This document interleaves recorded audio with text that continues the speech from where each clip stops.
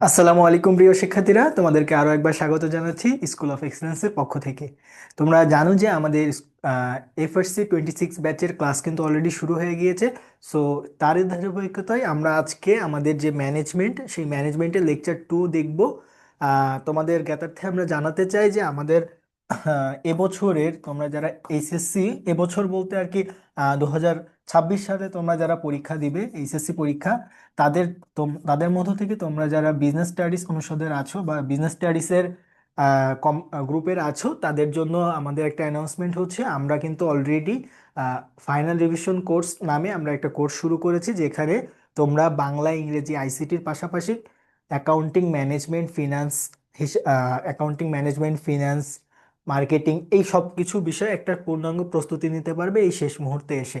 So এখানে কিন্তু শুধুমাত্র যে আমরা গ্রুপ সাবজেক্টগুলো দেখছি এমনটা না, আবার বাংলা, ইংরেজি, আইসিটি দেখছি এমন না। শেষ মুহূর্তে এসে তোমাদের জন্য যে বিষয়গুলো, যে টপিকগুলো গুরুত্বপূর্ণ, সেই টপিকগুলো আমরা পড়াবো। প্লাস আমরা হচ্ছে প্রয়োজনীয় যে এমসিকিউ এবং সৃজনশীল সমাধান, ওইগুলো আমরা করাবো। এরই মধ্য দিয়ে তোমাদের শেষ মুহূর্তে প্রস্তুতিটা যেন আরো গুছিয়ে নিতে পারো তোমরা, তারই জন্য আমরা আমাদের এই কোর্সটি নিয়ে এসেছি। সো কোর্সটি কিন্তু অলরেডি শুরু হয়ে গিয়েছে। আমরা কিন্তু আজকে ম্যানেজমেন্টের যে দ্বিতীয় লেকচার সেটা করতেছি অলরেডি। আমাদের লেকচার 1 কমপ্লিট হয়ে গিয়েছে। সো আমরা আজকে ব্যবসা সংগঠন ও ব্যবস্থাপনার লেকচার 2 দেখবো, এবং এই লেকচার 2-তে আমরা আজকে দুইটা চ্যাপ্টার দেখবো, একটা হচ্ছে এক মালিকানা আর একটা হচ্ছে অংশীদারি ব্যবসা। সো আমরা যদি চ্যাপ্টার শুরু করার আগেই বলি, তাহলে আমাদের এই যে দুইটা চ্যাপ্টার আছে, এই দুইটা চ্যাপ্টারকে কম্বাইন করে কিন্তু একটা সৃজনশীল অবশ্যই আসে, এবং অংশীদারি ব্যবসা থেকে কিন্তু আলাদাভাবে আরো একটা সৃজনশীল আসে। সো আমরা এখান থেকে টোটাল দুইটা প্রশ্ন এক্সপেক্ট করতে পারি, দুইটা প্রশ্ন আসবেই। সো এইখান থেকে কি হবে যে আমাদের প্রশ্ন সৃজনশীল যেটা থাকবে, সেখানে আমরা দেখব যে আমাদের উদ্দীপকের পাশাপাশি নম্বরের যে প্রশ্নটা থাকবে, সেই নম্বরের প্রশ্নে মূলত এক মালিকানা থেকে প্রশ্ন আসবে। যে এখানে ইন্ডিকেশন দেওয়া থাকবে যে প্রতিষ্ঠানটা আসলে কোন ধরনের প্রতিষ্ঠান। সো উদ্দীপকের মধ্যে বলা থাকবে যে এটা গ্রামে স্বল্প পরিসরে একজন মালিকের মূলধন দিয়ে গঠিত হওয়ার পরে সেই ক্ষেত্রে সিদ্ধান্ত, যখন কোনো সিদ্ধান্ত নিতে হবে বা যখন কোনো ব্যবসায়ের ইনস্ট্যান্ট কোনো ডিসিশন নিতে হবে, সেটা মালিক একাই নিবে, এবং মালিকের এক্ষেত্রে কোনো কিছু চিন্তা ভাবনা করা লাগবে না। প্রতিষ্ঠানে মূলধনও মালিক একা দিবে, এবং সকল দায় মালিকের যে ব্যক্তিগত সম্পত্তি আছে সেই পর্যন্ত পৌঁছে যাবে, অর্থাৎ দায়টা অসীম হবে। সো এভাবে আমাদের একটা উদ্দীপক থাকবে, এবং বলা থাকবে, নম্বরের প্রশ্নে বলা থাকবে যে এই যে প্রতিষ্ঠানটা, এই প্রতিষ্ঠানটা কোন ধরনের ব্যবসা। এবং ঘ নম্বরের প্রশ্নটা আসবে মূলত অংশীদারি ব্যবসা থেকে। সেক্ষেত্রে এখানে দুই ধরনের প্রশ্ন আসতে পারে। একটা, যে এটি কোন ধরনের অংশীদারি কোন ধরনের প্রতিষ্ঠান, সেক্ষেত্রে অ্যান্সার হবে হচ্ছে অংশীদারি। অথবা কোন ধরনের অংশীদার, কোন ধরনের অংশীদার। আমরা অংশীদারের যে প্রকারভেদগুলো পড়েছি, সেই প্রকারভেদগুলোর মধ্য থেকে আমাদের এইখানে ঠিক কোন ধরনের অংশীদারের কথা বলা হচ্ছে। সো আমরা যদি একটু ব্রিফ করি, প্রথমে আমাদের সাধারণ অংশীদারের কথা বলা হয়। তো সাধারণ অংশীদার কারা? সাধারণ অংশীদার হচ্ছে যারা প্রতিষ্ঠানে মূলধন বিনিয়োগ করে, প্লাস ব্যবসা পরিচালনায় অংশগ্রহণ করে, এবং তারা কিন্তু এই ব্যবসা পরিচালনার মাধ্যমে যে মুনাফাটা হয় সেটাও নেয়, অর্থাৎ তারা সকল ধরনের কাজ করে আমরা বলতে পারি। এরপরে আমরা বলতে পারি ঘুমন্ত অংশীদার। সো ঘুমন্ত অংশীদার কারা? তারা শুধুমাত্র প্রতিষ্ঠানে কি দিবে? মূলধন দিবে, ব্যবসা পরিচালনায় অংশগ্রহণ করবে না। যদি কোনো মুনাফা হয় সেটা তারা গ্রহণ করবে। তার মানে আমরা দেখতে পেলাম যে এই ক্ষেত্রে ঘুমন্ত অংশীদাররা মূলত পরিচালনায় অংশগ্রহণ করে না, পরিচালনায় অংশগ্রহণ করে না। ওকে, আচ্ছা। এরপরে আমাদের পরের যে প্রকারভেদটা ছিল সেটা হচ্ছে আমাদের নামমাত্র অংশীদার। তো নামমাত্র অংশীদার কি করে?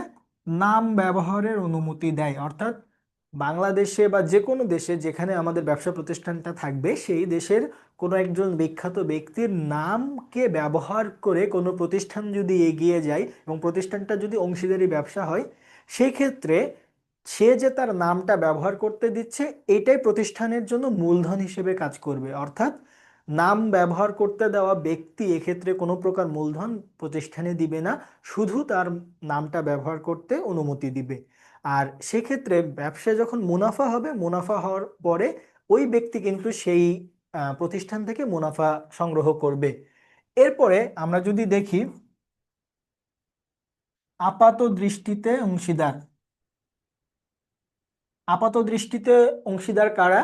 যারা মূলত আমাদের প্রতিষ্ঠানে মূলধন আগে দিয়েছিল এবং তাদের আহ, প্রতিষ্ঠানের অংশীদার হিসেবে তাদের কার্যক্রম শেষ, অর্থাৎ তারা প্রতিষ্ঠানের অংশীদার এখন না, কিন্তু তারা প্রতিষ্ঠান থেকে মূলধন উইথড্র করে নাই, অর্থাৎ তারা প্রতিষ্ঠান থেকে মূলধন তুলে নেয় নাই, তাহলে এখনো পর্যন্ত তাদেরকে দেখতে অংশীদারি মনে হয়।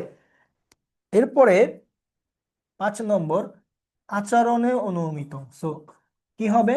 একজন ব্যক্তি ওই প্রতিষ্ঠানের অংশীদার না, কিন্তু দেখা যাচ্ছে যে সে যেভাবে ব্যবহার ব্যবহার করছে বা সে যেভাবে অন্যদের সাথে কথা বলছে, তা থেকে বোঝা যায় যে সে ওই প্রতিষ্ঠানের একজন অংশীদার। কিন্তু আসল ক্ষেত্রে আমরা দেখতে পাই যে সে ওই প্রতিষ্ঠানের কেউ না, সে কোনো মুনাফা দেয় নাই, তার নাম ব্যবহারের কোনো সুযোগ দেয় নাই, অথবা সে কিছুই করে নাই। শুধুমাত্র তার আচরণ দ্বারা বোঝা যাচ্ছে যে সে ওই প্রতিষ্ঠানের অংশীদার। তো সেক্ষেত্রে আমরা এটাকে বলবো আচরণে অনুমিত অংশীদার। আর আরেকটা আছে কর্মী অংশীদার। কর্মী অংশীদার কারা? তারা মূলত তাদের মেধা ওই প্রতিষ্ঠানের জন্য ব্যয় করে বা তারা ওই প্রতিষ্ঠানে কাজ করে থাকে।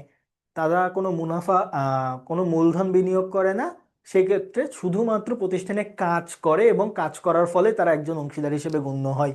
সো এটা মূলত আমাদের যেই অংশীদারের প্রকারভেদ, সেখান থেকে এখান থেকে একটা প্রশ্ন আসবে যে এটা কোন ধরনের অংশীদারি ব্যবসা। ওকে।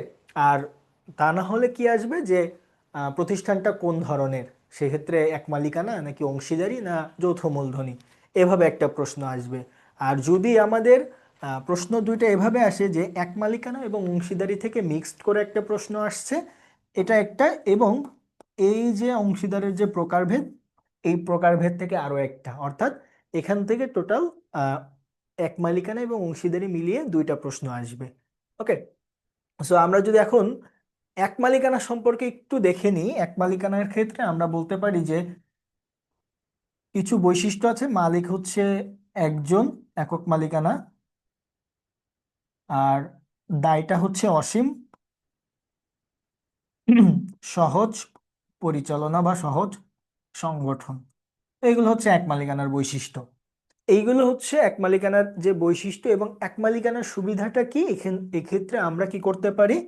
খুব দ্রুত সিদ্ধান্ত নিতে পারি, দ্রুত সিদ্ধান্ত গ্রহণ। ওকে। সো মোটামুটি আমাদের হচ্ছে এক মালিকানা এবং অংশীদারি ব্যবসা থেকে কিভাবে প্রশ্ন আসবে, কিভাবে আহ, আরেকটা বিষয় হচ্ছে এমসিকিউ। এমসিকিউ এর ব্যাপারটা হচ্ছে মূলত এক মালিকানা ব্যবসা থেকে যে এমসিকিউ গুলো আসে, এটা এক মালিকানা ব্যবসার বৈশিষ্ট্য থেকে আসে, যে এটা ওই যে অসীম দায়ের কথা বললাম, অসীম দায় থেকে আসবে যে এক মালিকানা ব্যবসার দায় কেমন, অথবা এক মালিকানা ব্যবসার সুবিধা কোনটি। অথবা আরেকটা প্রশ্ন আসবে, সেটা হচ্ছে এক মালিকানা ব্যবসার ক্ষেত্রে কি সংগ্রহ করতে হয়, সেক্ষেত্রে হচ্ছে ট্রেড লাইসেন্স সংগ্রহ করতে হয়, ট্রেড লাইসেন্স। সো এই ধরনের আমাদের যে এমসিকিউ এবং রিটেনের জন্য এই ক এবং খ এর জন্য এই ধরনের প্রশ্নই আসবে। ওকে। এখন আমরা আমাদের যে মূল যে এমসিকিউ, এমসিকিউতে আমরা চলে যাচ্ছি, এবং এমসিকিউ যখন আমরা পড়াবো, এমসিকিউ পড়ানোর সময়ই আমরা ওই এমসিকিউ এর সাথে রিলেটেড টপিককে আমরা বিশ্লেষণ করব। একজন ব্যক্তির মালিকানায় একজন ব্যক্তির মালিকানায় কোন ব্যবসা সংগঠন গঠিত হয়? সেক্ষেত্রে একজন মালিক যেহেতু বলছে, তাহলে রাইট অ্যান্সার হচ্ছে এক মালিকানা। পৃথিবীর সবচেয়ে প্রাচীনতম সংগঠন, আমরা যদি ক্রমধারাটা দেখি, সবার আগে এক মালিকানা ব্যবসা আসে, সবার আগে আসে এক মালিকানা। এক মালিকানা থেকে আসে অংশীদারি। এক মালিকানার কিছু অসুবিধা থাকে, সেই অসুবিধাগুলো কি কি? এক মালিকানার ক্ষেত্রে সবচেয়ে বড় অসুবিধাটা থাকে হচ্ছে মূলধনের ব্যাপারটা, কারণ একক মালিকানায় মূলধন সরবরাহ করা সম্ভব না, যার কারণে অংশীদারদের নিয়ে এসে মূলধনের যে ব্যাপারটা, এটা কিছুটা সমাধান করা হয়।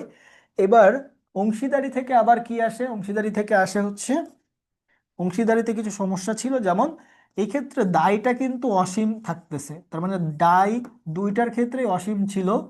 সো এই অসীম দায়টাকে চেঞ্জ করার জন্য নতুন করে একটা সংগঠন আসতেছে, সেটা হচ্ছে যৌথ মূলধনী।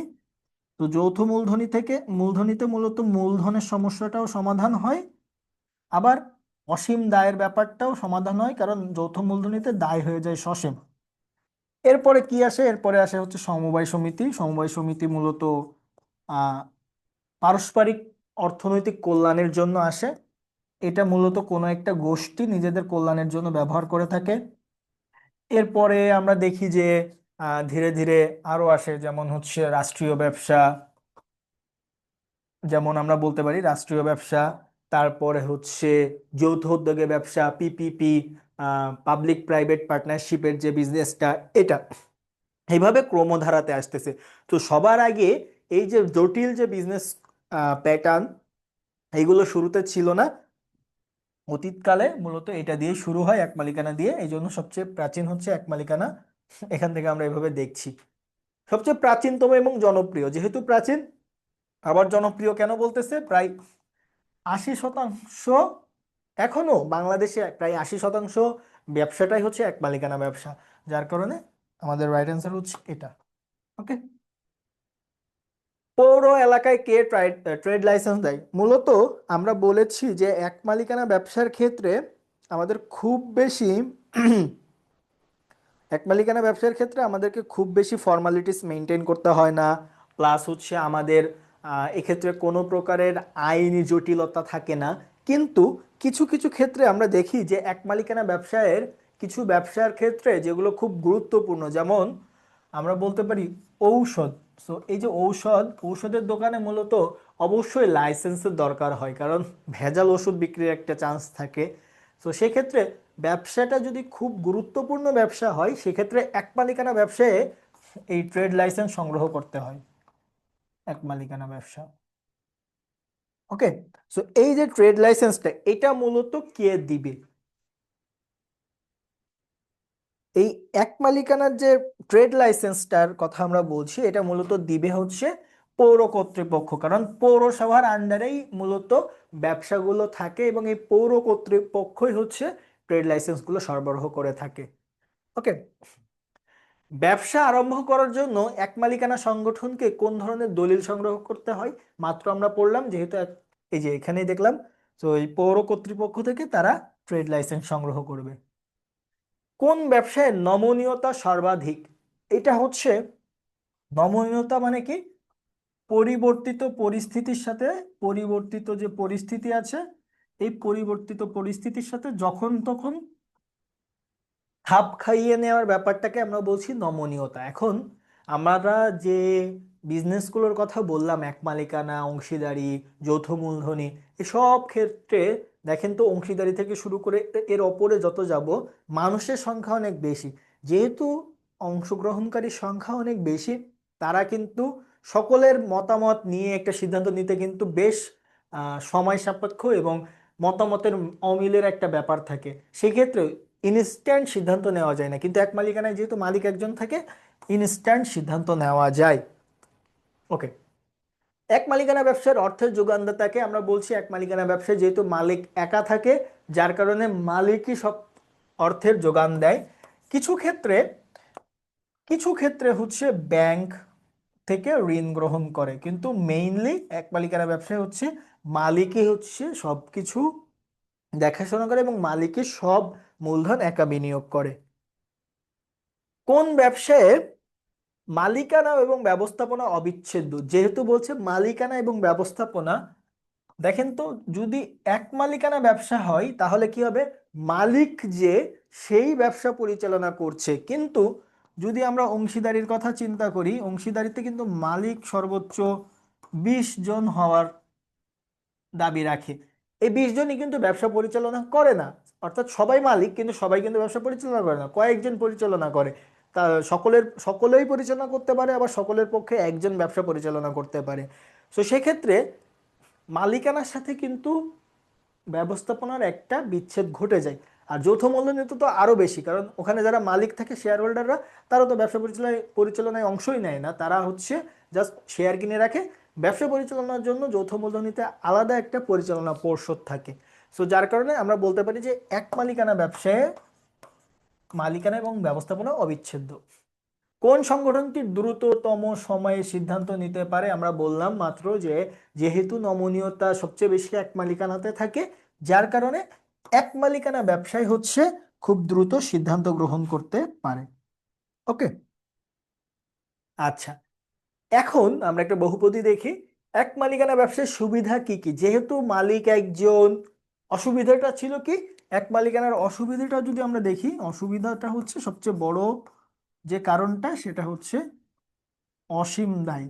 অর্থাৎ মালিকের দায় সীমাবদ্ধ না, এক্ষেত্রে মালিকের ব্যক্তিগত সম্পত্তি বিক্রি করেও হলেও তাকে দায় পরিশোধ করতে হবে। কিন্তু সুবিধাগুলো কি কি? সহজ গঠন প্রণালী, হ্যাঁ, বাসার পাশে একটা চায়ের দোকান, ওটাও এক মালিকানা ব্যবসা, ওটাও খুব সহজেই গঠন করা যায়। দ্রুত সিদ্ধান্ত নেওয়া যায়, হ্যাঁ অবশ্যই দ্রুত সিদ্ধান্ত নেওয়া যাবে। দায় কি? অসীম। এই দায় অসীম, এটা এক মালিকানা ব্যবসার বৈশিষ্ট্য, কিন্তু এখানে সুবিধার কথা বলছে, আর এটা হচ্ছে এক মালিকানা ব্যবসার অসুবিধা। যার কারণে আমাদের রাইট অ্যান্সার হচ্ছে 1 ও 2। আমরা ক্লাসের মাঝখানে আমরা যদি আরো একবার জানায় রাখতে চাই যে তোমরা এখানে দেখতে পাচ্ছ যে আমাদের এই যে ক্লাসটা হচ্ছে, এটা মূলত এফআরসি 26 ব্যাচের জন্য যে ক্লাসটা, সেই ক্লাসটা আমরা লাইভেও নিচ্ছি। অর্থাৎ এই ক্ষেত্রে আমরা মূলত ফাইনাল রিভিশন কোর্স চালু করেছি। ফাইনাল রিভিশন অর্থাৎ তোমরা যারা এইচএসসি 2026 সালের পরীক্ষার্থী আছো, তাদের জন্য শেষ মুহূর্তের একটা প্রস্তুতি হিসেবে আমরা এই এফআরসি যে ব্যাচটা সেটা লঞ্চ করেছি। এখানে মূলত আমরা একদম একটা কোর্সের মধ্য দিয়েই আমরা কি করছি, একটা কোর্সের মধ্য দিয়ে আমাদের ইবিআই অর্থাৎ ইংলিশ বাংলা আইসিটি প্লাস হচ্ছে গ্রুপ সাবজেক্ট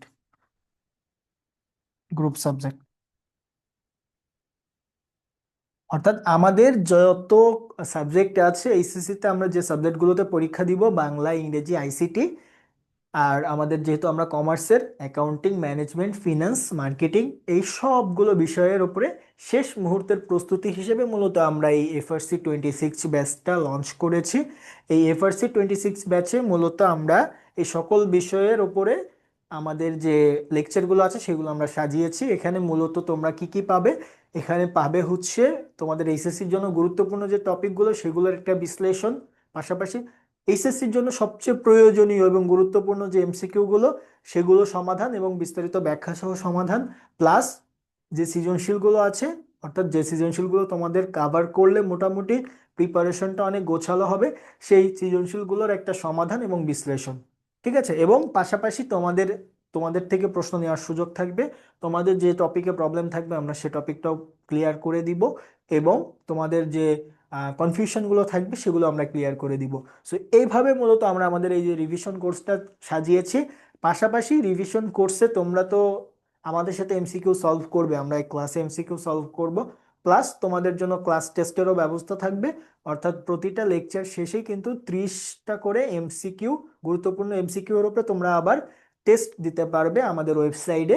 সো তোমরা যারা আমাদের এই যে কোর্সটাতে ইন্টারেস্টেড, তারা হচ্ছে আমাদের যে ওয়েবসাইট আছে bdsoi.com, এই ওয়েবসাইটে তোমরা হচ্ছে ভিজিট করতে পারো, ওখানে আমাদের কোর্সের ডিটেলস পেয়ে যাবে, অথবা আমাদের যে পেজে তোমরা হচ্ছে এখন লাইভ দেখছো এই পেজে ইনবক্স করলেও তোমরা আমাদেরকে পেয়ে যাবে। ওকে, আচ্ছা ঠিক আছে, আমরা আমাদের পড়াশোনাতে ফিরে আসি। এক মালিকানা ব্যবসায় কোন অসুবিধা দূরকরণের জন্য অংশীদারি ব্যবসা উৎপত্তি হয়? মাত্র আমরা এখানে দেখিয়েছি এই যে এক মালিকানা ব্যবসার ক্ষেত্রে কি হয়। এক মালিকানা ব্যবসায় মূলত আমাদের যে মূলধনটা আছে, মূলধনের একটা স্বল্পতা থাকে, যার কারণে আমরা কি বলি যে আরেকটু বেশি মূলধন গঠনের জন্য আমরা আমাদের ব্যবসা প্রতিষ্ঠানের লোক সংখ্যা বাড়াতে চাই। সেক্ষেত্রে একজন থেকে বেড়ে কতজনে চলে যাবে? আমরা জানি যে অংশীদারি ব্যবসার ক্ষেত্রে সদস্য সংখ্যা হচ্ছে 2 থেকে 20 জন।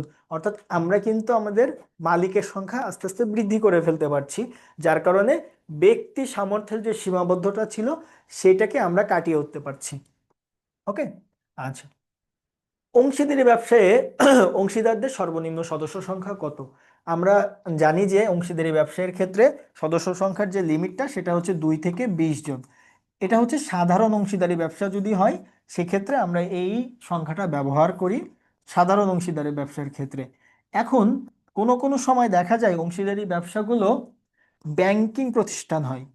সো ব্যাংকিং প্রতিষ্ঠান যদি হয় সেক্ষেত্রে আমাদের অংশীদারি যে ব্যবসাটা আছে সেই অংশীদারি ব্যবসার ক্ষেত্রে সর্বোচ্চ যে সংখ্যাটা এটা হচ্ছে 10-এ নেমে চলে আসে। অর্থাৎ অংশীদারি ব্যবসা যদি ব্যাংকিং হয় তাহলে সর্বোচ্চ সদস্য সংখ্যা হবে 10, সর্বনিম্ন হচ্ছে 2। সো দুইটার ক্ষেত্রেই যদি সাধারণ হোক আর ব্যাংকিং অংশীদারি ব্যবসা হোক দুইটার ক্ষেত্রেই কিন্তু সর্বনিম্ন সদস্য সংখ্যাটা 2ই থাকতেছে, যার কারণে আমাদের রাইট অ্যান্সার হচ্ছে 2। এরপরে এক মালিকানা ব্যবসার সাথে অংশীদারি ব্যবসায়ের সাদৃশ্য অর্থাৎ মিল আছে কোথায়? মালিকানা এবং ব্যবস্থাপনা। এক মালিকানা ব্যবসায় কিন্তু মালিক আর ব্যবস্থাপক কিন্তু একজনই থাকে, কিন্তু অংশীদারির ক্ষেত্রে দেখা যায় অনেক সময় মালিক এবং ব্যবস্থাপক একই রকম থাকে না, কারণ সব মালিকই ব্যবস্থাপনায় অংশ নেয় না। সীমিত মূলধন না, এক মালিকানা ব্যবসার মূলধনটার চেয়ে অংশীদারি ব্যবসার মূলধনটাই একটু বেশি। মুনাফা অর্জন এবং বন্টন। মুনাফা অর্জন এবং বন্টনের কাজটা অংশীদারি ব্যবসা হয়, কারণ এক্ষেত্রে অংশীদার একের অধিক থাকে। আর এক মালিকানা ব্যবসায়ের ক্ষেত্রে কিন্তু আমাদের এই বন্টনের কোনো বিষয় আসে না। একমাত্র মিল আছে হচ্ছে অসীম দায়ে। এক মালিকানা ব্যবসার ক্ষেত্রেও দেখা যায় যে মালিকের দায়টা অসীম, অর্থাৎ এক্ষেত্রে কোনো সীমাবদ্ধতা নাই। মালিকের প্রতিষ্ঠানটা যদি দায়বদ্ধ হয়, মালিকের যে ব্যক্তিগত সম্পত্তি আছে সেগুলো বিক্রি করে হলেও মালিককে ওই দায় পরিশোধ করতে হয়। এবং অংশীদারি ব্যবসার ক্ষেত্রেও সেম, অংশীদারদের যে ব্যক্তিগত সম্পত্তি আছে এগুলো বিক্রি করে হলেও দায় পরিশোধ করতে হয়। একমাত্র যৌথ মূলধনী ব্যবসায়ের ক্ষেত্রে কিন্তু এই যে দায়টা এটা হচ্ছে সীমিত থাকে। ওকে, আচ্ছা। বাংলাদেশে বহাল অংশীদারি আইন কত সালের? এটা একটা সাধারণ জ্ঞানের মতো প্রশ্ন, সেটা হচ্ছে 1932 সালের। এর সাথে সাথে আমরা যদি জেনে রাখি বাংলাদেশে কোম্পানি আইন কত সালের? বাংলাদেশে কোম্পানি আইন হচ্ছে 1994 সালের। অর্থাৎ আমরা দেশ স্বাধীনের পরে আমাদের আইনটাকে আমরা নতুন করে হচ্ছে সংশোধন করি এবং 1994 সালে যে আইনটা আছে ওইটা দ্বারা আমরা আমাদের কোম্পানি পরিচালনা করে থাকি। আর অংশীদারি ব্যবসার ক্ষেত্রে আইন হবে 1932 সালে। অংশীদারিত্বের ভিত্তিতে গঠিত ব্যাংকিং ব্যবসায় সর্বোচ্চ সদস্য সংখ্যা কত? আমরা একটু আগে যখন আরেকটা এমসিকিউ দেখছিলাম সেখানে বলছি যে ব্যাংকিং অংশীদারির ক্ষেত্রে সর্বোচ্চ সদস্য সংখ্যা হচ্ছে 2 থেকে 10, অর্থাৎ 10 জন। কোন বৈশিষ্ট্যের কারণে একজন অংশীদার অন্য অংশীদারের সম্পাদিত কাজের জন্য দায়বদ্ধ হয়? আমরা নর্মালি অংশীদারি ব্যবসার ক্ষেত্রে দেখি যে অংশীদাররা যারা থাকে তারা একে অন্যের প্রতিনিধি, অর্থাৎ একজন যে কাজ করবে সেটার জন্য আরেকজন দায়বদ্ধ হবে। তার মানে একজন কাজ করা মানেই অন্যজন কাজ করা। সেক্ষেত্রে পারস্পরিক যে প্রতিনিধিত্ব এই ব্যাপারটা ফুটে ওঠে। এই পারস্পরিক প্রতিনিধিত্বের কারণেই মূলত একজন অংশীদার যদি কোনো ভুল করে সেই ভুলের দায়টা সকল অংশীদারকেই নিতে হয়। পরের প্রশ্নে, কোন অংশীদারি ব্যবসায়ের চুক্তিপত্রে মেয়াদ উল্লেখ থাকে? চুক্তিপত্রে মেয়াদের উল্লেখ থাকবে। আমরা নর্মালি অংশীদারি ব্যবসাকে দুই ভাবে ভাগ করতে পারি। অংশীদারকে না, অংশীদারি ব্যবসাকে হচ্ছে দুই ভাগে ভাগ করি। তো অংশীদারি ব্যবসাটা হচ্ছে দুই ভাগে। একটাকে আমরা বলি ঐচ্ছিক অংশীদারি ব্যবসা, আরেকটা হচ্ছে নির্দিষ্ট। এই নির্দিষ্টর মধ্যে আবার ভাগ আছে, একটা হচ্ছে কাজ আর একটা হচ্ছে সময়। কাজকে আমরা বলি উদ্দেশ্য।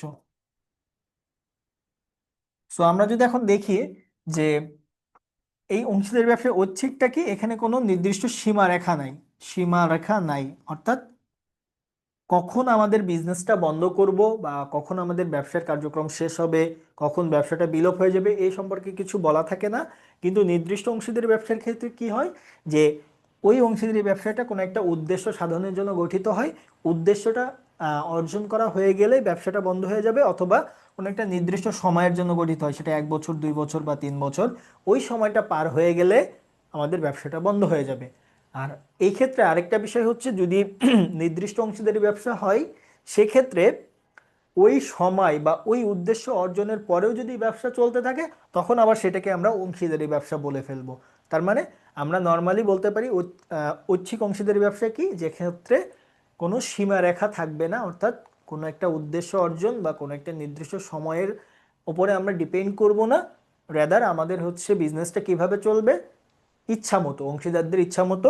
আর নির্দিষ্টের ক্ষেত্রে কোনো একটা নির্দিষ্ট সময় বা হচ্ছে উদ্দেশ্য অর্জনের জন্য হবে।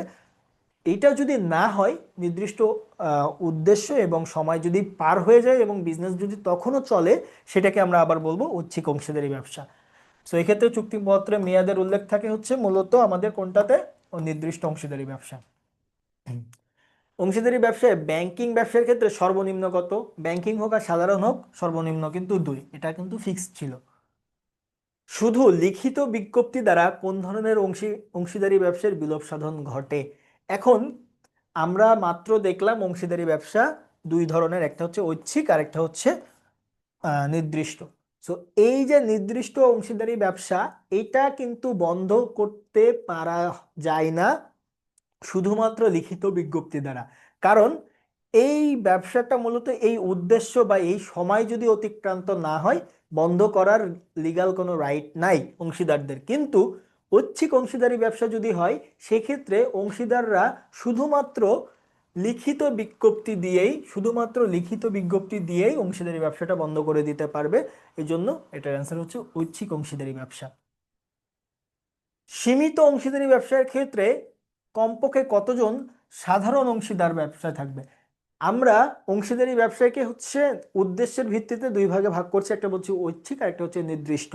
এছাড়া দায়ের দিক থেকে, আমরা যদি দায়ের দিক থেকে অংশীদারি ব্যবসাকে ভাগ করি, সেক্ষেত্রে আবার দুইটা ভাগ চলে আসে, একটা হচ্ছে সাধারণ আর একটা হচ্ছে কি সীমিত।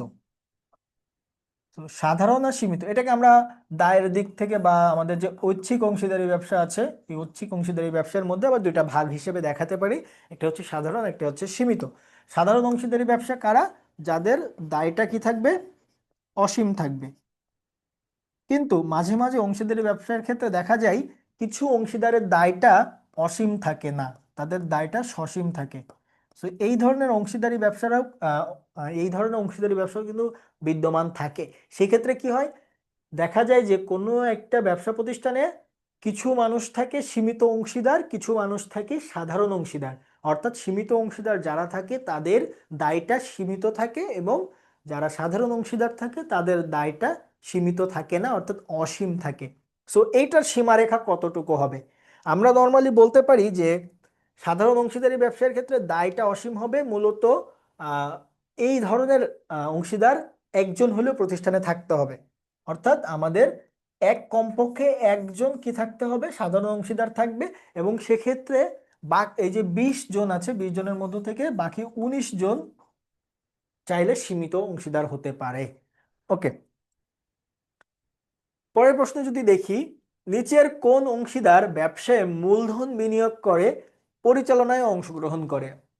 আমরা ক্লাসের শুরুতে যে ক্লাসিফিকেশন দেখেছিলাম, সেখানে দেখেছিলাম যে সক্রিয় অংশীদার বা সাধারণ অংশীদার নামে যাদেরকে বলেছিলাম, এই তারা হচ্ছে মূলত কি করে, ব্যবসায় মূলধন বিনিয়োগ করে প্লাস পরিচালনায় অংশগ্রহণ করে। ওকে, কর্মী অংশীদার শুধু কাজ করে, ঘুমন্ত অংশীদার মূলধন দেয় কিন্তু পরিচালনায় অংশগ্রহণ করে না। নামমাত্র অংশীদার কি করে, নাম ব্যবহারের সুযোগ দেয়। পরের প্রশ্নে, যে অংশীদার মূলধন বিনিয়োগ ও লাভ ক্ষতি বন্টনে অংশগ্রহণ করে কিন্তু ব্যবসা পরিচালনায় অংশগ্রহণ করে না, সেটা হচ্ছে ঘুমন্ত অংশীদার। ঘুমন্ত অংশীদার কি করে, মূলধন দিয়ে ঘুমিয়ে পড়ে, অর্থাৎ সে ব্যবসায় কি হচ্ছে না হচ্ছে এটা কোনো খোঁজ খবর রাখে না। যদি মুনাফা হয় পরবর্তীতে সে মুনাফা নেয়। যিনি অংশীদারি ব্যবসায় নিজের নাম ব্যবহারের অনুমতি দেয় তাকে আমরা বলবো নামমাত্র অংশীদার, সে তার নামটা ব্যবহার করতে দিচ্ছে। অংশীদারি ব্যবসায়ের থেকে অবসর নেওয়ার পরেও মূলধন ফেরত নেয় না, তাদেরকে আমরা বলি আপাত দৃষ্টিতে অংশীদার। এখানে একটা কনফিউশন হয় আচরণে অনুমত অংশীদারের সাথে। এটা মূলত আচরণ করে অংশীদারের মতো, কিন্তু সে আসলে ওই প্রতিষ্ঠানের অংশীদারই না। ওকে, আচ্ছা, এরপরে যদি আমরা দেখি নাবালক অংশীদারকে কোন ধরনের অংশীদার বলে। আমাদেরকে বুঝতে হবে যে একটা অংশীদারি প্রতিষ্ঠানে কিছু অংশীদার থাকে সাধারণ অংশীদার, কিছু অংশীদার থাকে সীমিত অংশীদার, অর্থাৎ যাদের দায় সীমিত। সো নাবালক নর্মালি অংশীদারি ব্যবসার অংশীদার হতে পারে না। 18 বছরের বেশি যারা আছে তারাই মূলত অংশীদারি ব্যবসার অংশীদার হতে পারে। কিন্তু কিছু ক্ষেত্রে দেখা যায় যে ওই নাবালককে, অর্থাৎ যার বয়স 18-র চেয়ে কম, তাকে একটা বিশেষ সুবিধা দেওয়ার জন্য প্রতিষ্ঠানের অংশীদার হিসেবে গ্রহণ করা হয়। সেই ক্ষেত্রে ওই ধরনের অংশীদারকে নাবালক অংশীদার বলে। আর এই নাবালক অংশীদারের দায়টা কিন্তু আবার তখন অসীম থাকে না, যতদিন পর্যন্ত সে সাবালক না হচ্ছে সেই ক্ষেত্রে তার দায়টা সীমিত হয়ে যায়। যার কারণে বলছি নাবালক অংশীদার কোন ধরনের অংশীদার, সেটা হচ্ছে সীমিত বা সীমাবদ্ধ অংশীদার। এরপরে একজন অংশীদার ব্যবসায় মূলধন বিনিয়োগ না করে মেধা দিয়ে ব্যবসা সংক্রান্ত কাজে সক্রিয় অংশগ্রহণ করলে, যেহেতু সে মেধা দিচ্ছে তাই তাকে বলবো কর্মী অংশীদার। ওকে, কত সালের ভারতীয় অংশীদারি আইন অনুসারে অংশীদারি ব্যবসা গঠিত হয়? আমরা নর্মালি একটু আগে দেখলাম যে অংশীদারি ব্যবসা কত সালের আইন দ্বারা গঠিত, সেটা হচ্ছে 1932 সালের। এবং এই 1932 সালে যে আইনটা, এইটাই হচ্ছে ভারতীয় অংশীদারি আইন। অর্থাৎ ভারতীয় উপমহাদেশে যখন আমাদের অংশীদারি আইনটা গঠন করা হয়, অর্থাৎ যখন ভারত পাকিস্তান এগুলো ভাগ হয় নাই, তখন যে অংশীদারি আইনটা গঠন করা হয় 1932 সালের, এটা এখনো পর্যন্ত চলতেছে বাংলাদেশে। সো এটার অ্যান্সার হচ্ছে 1932। অংশীদারদের মধ্যকার সম্পর্ককে কি বলে? অংশীদারদের মধ্যকার সম্পর্ককে বলা হয় অংশীদারি। অর্থাৎ অংশীদারদের সম্পর্ক হচ্ছে অংশীদারি। অংশীদারের ব্যবসাটাকে আমরা বলি অংশীদার ব্যবসা, এবং ব্যবসার অন্তর্ভুক্ত যে সদস্যরা থাকে তাদেরকে আমরা বলি অংশীদার। অংশীদারি ব্যবসার ক্ষেত্রে কোন বৈশিষ্ট্যের কারণে একজন অংশীদার অন্য অংশীদারের সম্পাদিত কাজের জন্য দায়বদ্ধ হয়? এটা হচ্ছে পারস্পরিক প্রতিনিধিত্ব, অর্থাৎ অংশীদাররা একজন আরেকজনের প্রতিনিধি হিসেবে কাজ করবে। ঐচ্ছিক অংশীদারি ব্যবসায়ের স্থায়িত্ব নির্ভর করে কোনটির ওপর? যেহেতু ঐচ্ছিক অংশীদারি ব্যবসা, এক্ষেত্রে অংশীদাররা কখন ইচ্ছা পোষণ করছে এটা ডিপেন্ড করে। অর্থাৎ অংশীদাররা যদি মনে করে এখন ব্যবসা বন্ধ করে দিব, তখনই ব্যবসা বন্ধ করে দেয়। সো অংশীদারদের ইচ্ছার উপরে এটা ডিপেন্ড করে। অংশীদারি ব্যবসার ক্ষেত্রে অনিশ্চিত স্থায়িত্বের জন্য কোনটি দায়ী? যেহেতু অংশীদারি ব্যবসার কথা বলছে এবং অনিশ্চিত স্থায়িত্ব, এখন একটা প্রতিষ্ঠান কখন স্থায়িত্বটা নিশ্চিত করবে? যখন তার একটি কৃত্রিম ব্যক্তি সত্তা থাকবে। কৃত্রিম ব্যক্তি সত্তা, কৃত্রিম ব্যক্তি সত্তা কি? সে মূলত ব্যক্তি না হয়েও ব্যক্তির ন্যায় আচরণ করবে, ব্যক্তির ন্যায় আচরণ করবে। সো এইটা মূলত যৌথ মূলধনী কোম্পানি করে থাকে। যৌথ মূলধনী কোম্পানি নিজের নামে পরিচালিত এবং অন্যের বিরুদ্ধে মামলা করা বা হচ্ছে অন্য যে কোনো কাজে সে নিজের নাম নিজের সিলমোহর ব্যবহার করতে পারে, কিন্তু এক মালিকানা ব্যবসা বা অংশীদারি ব্যবসা এটা পারে না। সেক্ষেত্রে অনিশ্চিত স্থায়িত্বের যে সম্ভাবনাটা, এটা এক মালিকানা এবং অংশীদারি ব্যবসার মধ্যে থেকে যায়। যার কারণে এই যে স্থায়িত্বের অসুবিধাটা, এটা হচ্ছে মূলত একটা পৃথক ব্যক্তিসত্তা না থাকার কারণে এই অসুবিধাটা সৃষ্টি হয়। কোনটির কারণে অংশীদারি ব্যবসায়ের নামে মামলা দায়ের করা যায় না? যেহেতু তাদের পৃথক ব্যক্তিসত্তা নাই, এই জন্য তাদের নামে মামলা করা যায় না। কোন প্রকার অংশীদারি ব্যবসায়ের নিবন্ধন বাধ্যতামূলক? যেহেতু আমরা বলেছি অংশীদারি ব্যবসা নর্মালি আমরা যদি বলি, এই ক্ষেত্রে নিবন্ধনটা কোনোভাবেই বাধ্যতামূলক না। আমাদের কোম্পানির ক্ষেত্রে কিন্তু আবার নিবন্ধনটা বাধ্যতামূলক, কোম্পানির ক্ষেত্রে নিবন্ধনটা বাধ্যতামূলক। এছাড়া এক মালিকানা বা অংশীদারির ক্ষেত্রে নিবন্ধনটা বাধ্যতামূলক না, যতক্ষণ পর্যন্ত ওইটা একটা সাধারণ অংশীদারি ব্যবসার মধ্যে থাকছে। যখনই অংশীদারি ব্যবসাটা সীমিত অংশীদার ব্যবসা, অর্থাৎ কিছু অংশীদারের দায় অসীম থেকে অসীম থাকবে না, তখন ওই ব্যবসা প্রতিষ্ঠানটা হচ্ছে সীমিত অংশীদারি ব্যবসা, সেক্ষেত্রে ওই অংশীদারি ব্যবসাকে অবশ্যই নিবন্ধকের অফিস থেকে নিবন্ধিত হতে হবে। একজন নাবালক কিভাবে অংশীদার হতে পারে? একজন নাবালক কি করতে পারে, অংশীদার হবে কিভাবে? ওই প্রতিষ্ঠানের যে বাকি 19 জন বা যে কজনই হোক, 18 জন বা 17 জন অন্য যারা অংশীদাররা থাকবে তাদের একটা সম্মতির ভিত্তিতে একজন নাবালক যার বয়স 18 হয় নাই সে প্রতিষ্ঠানের অংশীদার হতে পারবে। অংশীদারি ব্যবসার মূল ভিত্তি কি? একটা অংশীদারি ব্যবসা মূলত 2 থেকে 20 জন অংশীদার দ্বারা গঠিত হয়, এবং এই যে 2 থেকে 20 জন এনারা মূলত অংশীদারি ব্যবসাটা পরিচালনা করার পরে মুনাফা, তারপরে যাবতীয় পরিচালনা, মূলধনের সুদ, উত্তোলনের সুদ, এগুলো কিভাবে বন্টিত হবে এটা মূলত লেখা থাকে চুক্তির ওপরে। সো চুক্তিটা যখন লিখিত আকারে থাকে তখন সেটাকে আমরা বলি যে চুক্তিপত্র। চুক্তিপত্র। এখন চুক্তি কিন্তু দুইভাবেই হইতে পারে, সেক্ষেত্রে মৌখিক চুক্তিও হতে পারে, লিখিত হতে পারে, আবার চুক্তিটা লিখিত ও নিবন্ধিত হতে পারে। অর্থাৎ চুক্তিটা যদি নিবন্ধিত হয় সেক্ষেত্রে অংশীদারি ব্যবসা প্রতিষ্ঠান কিছু ক্ষেত্রে একটা সুবিধা পাবে। অংশীদারি ব্যবসা পরিচালনার দিক নির্দেশক হিসেবে কাজ করে কোনটি? সেটা তাহলে যেহেতু চুক্তির ওপর ডিপেন্ড করে সকল কিছু হয়, এই জন্য চুক্তি। অংশীদারি ব্যবসার চুক্তি কি লিখিত ও নিবন্ধিত হওয়া বাধ্যতামূলক? না। শুধু লিখিত হওয়া বাধ্যতামূলক না, মৌখিক এবং নিবন্ধিত হওয়া বাধ্যতামূলক না, এখানে বাধ্যতামূলকের কোনো ব্যাপার নাই।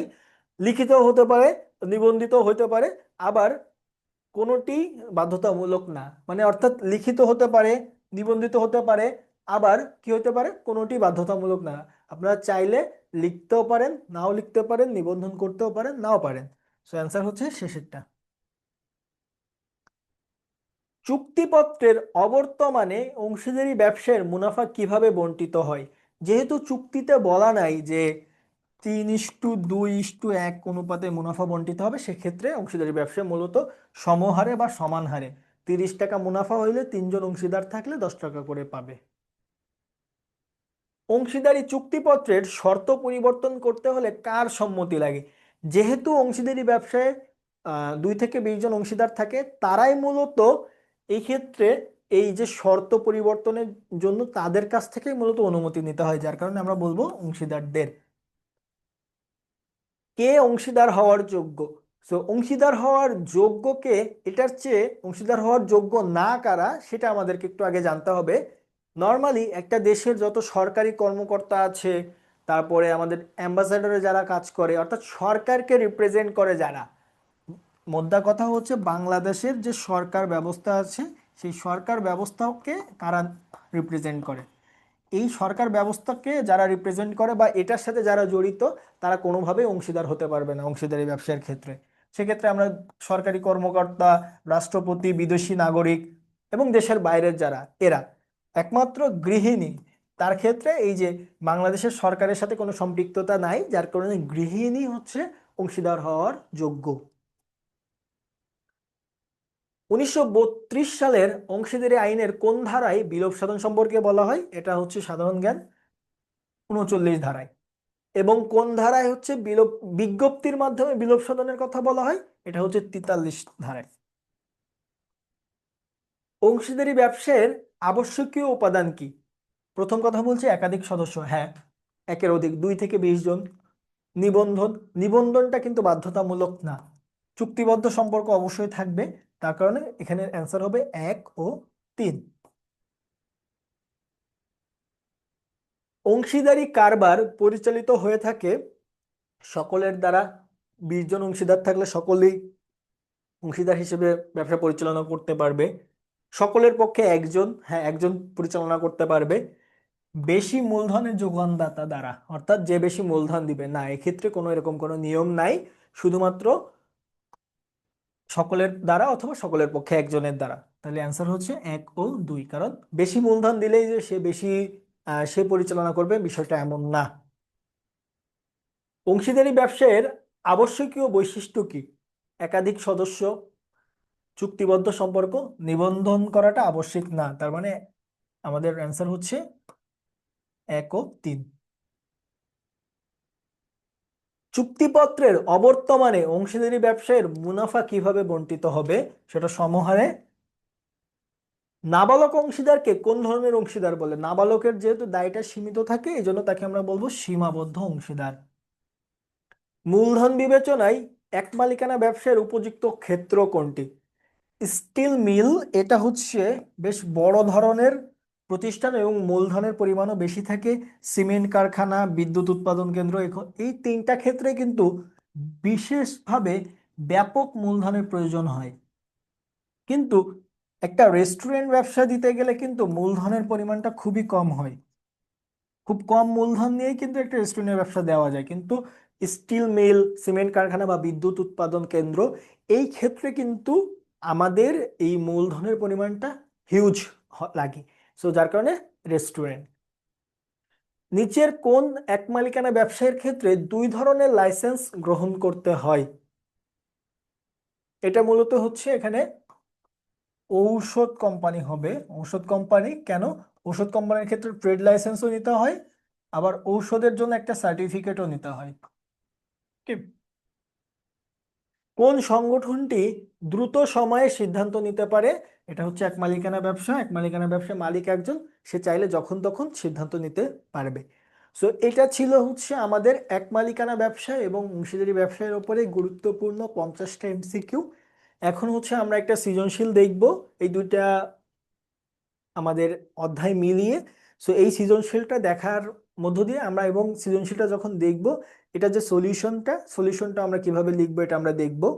সো এই ক্ষেত্রে সৃজনশীলটা সমাধান করার সময় সবসময় আমাদেরকে যে বিষয়টা মনে রাখতে হবে, আমাদের অ্যান্সারগুলো কিন্তু যাতে গোছালো থাকে, অর্থাৎ আমাদের খাতা যিনি এভালুয়েট করবে সে যেন এক নজরে অ্যান্সারটা দেখতে পারে, কারণ তার পক্ষে আসলে পুরোটা পড়ে মেইন অ্যান্সারটা খুঁজে বের করা খুবই টাফ। সো সে কিন্তু মেইন যে পয়েন্টগুলো আছে সেগুলোই সবসময় দেখবে। অর্থাৎ ধরেন এই যে গ নম্বরের যে প্রশ্ন, উদ্দীপকে মিস্টার শফিক কোন ধরনের অংশীদার, সো কোন ধরনের অংশীদার এটা একদম প্রথম লাইনে আপনাকে বলে দিতে হবে। সো সে ওই প্রথম লাইনটা দেখেই কিন্তু মার্কিং করে চলে যাবে, পরে কিন্তু ডিটেলসে তার পক্ষে আর পড়া সম্ভব হয় না। সো আমরা যদি দেখি, মিস্টার রফিক, শফিক এবং করিম তিনজনের কথা বলছে সমঝোতার ভিত্তিতে, তাহলে অংশীদারি ব্যবসা। মিস্টার রফিক এবং করিম ব্যবসা পরিচালনায় অংশগ্রহণ করে, রফিক করিম, তার মানে এনারা দুইজন হচ্ছে কি সাধারণ অংশীদার ব্যবসা বা সাধারণ অংশীদার বা সক্রিয় অংশীদার।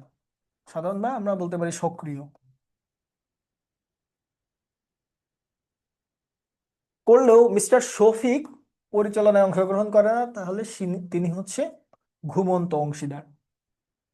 সাফল্যের সাথে ব্যবসাটি পরিচালিত হচ্ছিল। সম্প্রতি করিম ইচ্ছাকৃতভাবে কারবার থেকে মূলধন প্রত্যাহার করে নেওয়ার ফলে রফিক একার পক্ষে ব্যবসা পরিচালনা অসম্ভব হয়ে পড়ে। রফিকের ইচ্ছা থাকলেও প্রতিষ্ঠানের বিলোপ সাধন ঠেকানো যায়নি। সো প্রথম প্রশ্ন বলছে অংশীদারি ব্যবসা কি? অংশীদারি ব্যবসাটা হচ্ছে মূলত দুই বা ততোধিক, 2 থেকে 10 জন ব্যক্তির সমন্বয়ে চুক্তির ভিত্তিতে গঠিত ব্যবসা প্রতিষ্ঠানকে আমরা বলি অংশীদারি ব্যবসা। অংশীদারদের দায় অসীম বলতে কি বোঝায়? অংশীদারদের দায় অসীম বলতে তাদের যে ব্যক্তিগত মালিকানাধীন সম্পত্তিগুলো ছিল সেগুলোও প্রতিষ্ঠানের দায় পূরণে দায়বদ্ধ হয়ে যায়। অর্থাৎ অংশীদারদের নিজস্ব ব্যক্তিগত সম্পত্তি বিক্রি করে হলেও প্রতিষ্ঠানের দায় পরিশোধ করতে হবে। উদ্দীপকে মিস্টার শফিক কোন ধরনের অংশীদার? সো শফিকের কথা বলছে, শফিক যেহেতু ব্যবসা পরিচালনায় অংশগ্রহণ করছে না এজন্য তাকে আমরা বলতে পারি ঘুমন্ত অংশীদার। অর্থাৎ তিনি কিন্তু ব্যবসা পরিচালনায় কোনোভাবেই অংশগ্রহণ করছে না, তিনি মূলধন দিচ্ছে, মূলধন দেওয়ার পরে প্রতিষ্ঠানের সাথে তার আর কোনো খোঁজ খবর নাই। যদি প্রতিষ্ঠান মুনাফা করে মুনাফাটা তিনি শুধু নিবে। এজন্য আমরা মিস্টার শফিককে বলতে পারি ঘুমন্ত অংশীদার। এক্ষেত্রে আমরা সবার আগে হচ্ছে এই অ্যান্সারটুকু করে ফেলবো, এরপরে ঘুমন্ত অংশীদার সম্পর্কে ব্যাখ্যা দিব পরের প্যারায়, তারপরে ঘুমন্ত অংশীদারের সাথে মিস্টার শফিকের মিলটা এটাকে হচ্ছে অ্যাডজাস্ট করব। এভাবে আমাদের অ্যান্সারটা শেষ করব, অর্থাৎ 3টা প্যারার মধ্য দিয়ে আমরা গ নম্বর অ্যান্সারটা শেষ করব। আদালতের নির্দেশে বিলোপের কারণেই উদ্দীপকের প্রতিষ্ঠানটি বিলোপ সাধন ঠেকানো যায়নি, উদ্দীপকের আলোকে যথার্থতা মূল্যায়ন করো। হ্যাঁ, আদালতের নির্দেশে বিলোপ সাধন কখন হবে? যখন দেখা যাবে প্রতিষ্ঠানে একজন বাদে সকল অংশীদারই চলে গিয়েছে, অর্থাৎ প্রতিষ্ঠানের অংশীদার হিসেবে, পরিচালক হিসেবে একজন থেকে গেছে। সেই ক্ষেত্রে দেখা যাবে যে অংশীদাররা যেহেতু একা পড়ে গিয়েছে এবং তার একার পক্ষে কখনোই ব্যবসাটা পরিচালনা করে নেওয়াটা সম্ভব না, এবং অন্য যারা অংশীদার আছে তারাও মূলধন তুলে নিচ্ছে, সেই ক্ষেত্রে আদালত একটা নির্দেশ দিবে যে এই ব্যবসা প্রতিষ্ঠানটা আর চলতে পারবে না, তারা ওই ব্যবসা প্রতিষ্ঠানকে যেন বন্ধ করে দেয়, বন্ধ করে দিয়ে তাদের যে মূলধন আছে তারা সেটা ভাগ করে নেয়। তো এটা যথার্থতা আছে আমরা বলতে পারি। তো এই সৃজনশীলটা একটু অন্যভাবে আসতে পারতো, সেটা হচ্ছে এই গ নম্বরের প্রশ্নে আসতে পারতো এখানে এক মালিকানা সম্পর্কে উদ্দীপকে যদি বলতো, সেক্ষেত্রে গ নম্বরের প্রশ্নটার উত্তর কিন্তু এক মালিকানা চলে আসতো, ওইভাবে আসবে। এবং ঘ নম্বরে কোন ধরনের অংশীদার এটা আসবে, এইটা দিয়ে আরেকটা প্রশ্ন হতো। সো যদি দুইটা প্রশ্ন আসে এই চ্যাপ্টার থেকে, এভাবেই আসবে, এক মালিকানা এবং অংশীদারি মিক্স করে একটা আসবে, এবং এখানে যে সৃজনশীলটা আমরা দেখলাম এটার মতো করে একটা সৃজনশীল আসবে। সো মোটামুটি আমাদের যে অংশীদারি ব্যবসা এবং এক মালিকানা ব্যবসা, এই দুইটার উপরে যে এমসিকিউ, টপিক বিশ্লেষণ এবং সৃজনশীল, গুরুত্বপূর্ণ যে সৃজনশীলটা ছিল সেটা সমাধান আমরা দেখলাম। সো এই ক্ষেত্রে ক্লাস শেষ করার আগে আমরা আরেকবার আমাদের অ্যানাউন্সমেন্টটা আপনাদেরকে বলতে চাই, সেটা হচ্ছে আমরা এবছর তোমরা যারা এইচএসসি 26 এর পরীক্ষার্থী আছো, অর্থাৎ 26 সালে তোমরা যারা এইচএসসি পরীক্ষা দিবা, তাদের জন্য কিন্তু আমরা স্কুল অফ এক্সেলেন্সের পক্ষ থেকে ফাইনাল রিভিশন কোর্স নিয়ে এসেছি। এই ফাইনাল রিভিশন কোর্সে তোমরা একটা কোর্সের মধ্য দিয়ে সকল সাবজেক্টের শেষ মুহূর্তের প্রস্তুতি তোমরা নিতে পারবে। সেক্ষেত্রে আমরা কিন্তু এখানে শুধুমাত্র যে ইংলিশ, বাংলা, আইসিটি এই তিনটা সাবজেক্ট দেখবো এমনটা না।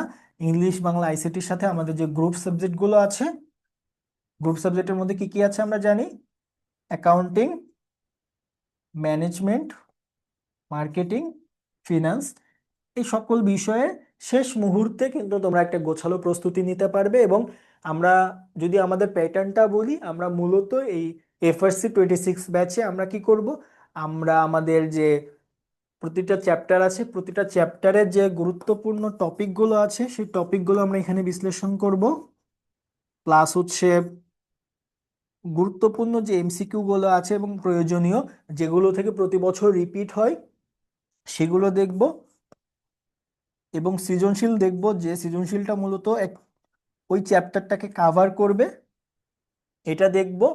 এর পাশাপাশি তোমাদের যে প্রশ্নগুলো থাকবে, অর্থাৎ কোয়েশ্চেন থাকবে, সেই কোয়েশ্চেনগুলো আমরা অ্যান্সার করব। তোমাদের যদি কোনো একটা স্পেসিফিক টপিকে প্রবলেম থাকে সেটা আমাদেরকে বললে আমরা সেটা অ্যানালাইসিস করব। এর পাশাপাশি এই যে ক্লাসগুলো আমরা নিচ্ছি, এই প্রতিটা ক্লাসের উপরে আবার আমাদের ক্লাস টেস্ট থাকবে। ক্লাস টেস্টে কি হবে, আমরা 30টা করে এমসিকিউ তোমাদেরকে প্র্যাকটিসের জন্য দিব। সো এই 30টা এমসিকিউ প্র্যাকটিস করে আবার তোমরা কিন্তু নিজেদেরকে ঝালিয়ে নিতে পারবে। এছাড়া আমাদের গ্রুপ থাকবে আলাদা, সেখানে তোমরা আমাদেরকে বিভিন্ন প্রশ্ন করতে পারবে, তোমাদের যে কনফিউশনগুলো থাকবে। সো মোটামুটি আমাদের এফআরসি 26-এর যে ব্যাচটা, এটা আমরা এভাবে সাজিয়েছি।